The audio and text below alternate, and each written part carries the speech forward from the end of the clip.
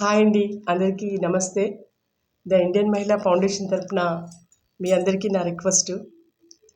నవోడేస్ రాను అందరికీ అడ్వాన్స్గా హ్యాపీ న్యూ ఇయర్. నేను ఇప్పుడు మాట్లాడేది యూత్ కోసమే, అమ్మాయి అబ్బాయినే వాళ్ళ కోసమే మాట్లాడుతున్నాను. దయించి ద ఇండియన్ మహిళా ఫౌండేషన్ తరపున ఈ సలహా తప్పగా పాటించుకోవాలని తల్లిదండ్రులకు నా రిక్వెస్ట్ ఏంటంటే, మీ అమ్మాయి కానీ అబ్బాయి కానీ బాగా చదువుకొని ఇంట్లో ఖాళీగా ఉంటే కనుక ఈ నెంబర్కి అప్రోచ్ అయ్యి సలహాలు తీసుకోవాల్సిందిగా కోరుకుంటున్నాను.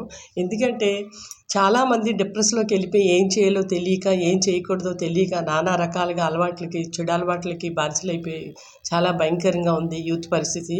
దయించి తల్లిదండ్రులు సహకరించాలండి. తల్లిదండ్రులకి తెలుస్తుంది తమ పిల్లలు మంచోళ్ళో చెడ్డలో తెలుస్తుంది. మీరు పరువు అని చెప్పేసి పిల్లల విషయం బయట పెట్టకపోతే అది చాలా దారుణంగా తయారవుతుంది. సో దయించి నేను చెప్పేది ఏంటంటే, మనం నవోడేస్లో మన వైజాగ్ అయితేనేమి అన్ని ఊర్లో కంటే వైజాగ్లో చాలా బాగుంది. మన సిపి గారి దయ వల్ల ఎక్కడ క్రైమ్ లేకుండా చాలా బాగా శాంతి భద్రతలు కాపాడుతున్నారు.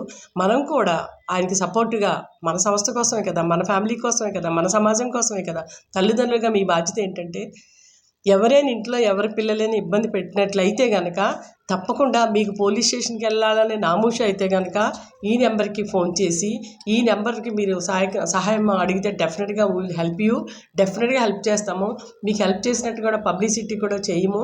ఎందుకు చెప్తున్నానంటే, మా ఇంట్లో అవ్వచ్చు, మీ ఇంట్లో అవ్వచ్చు, ఎవరైనా ఇంట్లోనే అవ్వచ్చు, పిల్లలు తప్పు చేస్తే తెలుస్తుంది కాబట్టి ముందు మనకే తెలుస్తుంది, అమ్మా నాన్నలకే తెలుస్తుంది. దయించి దీన్ని ఇంకోలాగా యూజ్ చేసుకోకుండా, ఇంకోలాగా అనుకోకుండా, పబ్లిసిటీ అని కాదు, మంచిగా జరగాలి.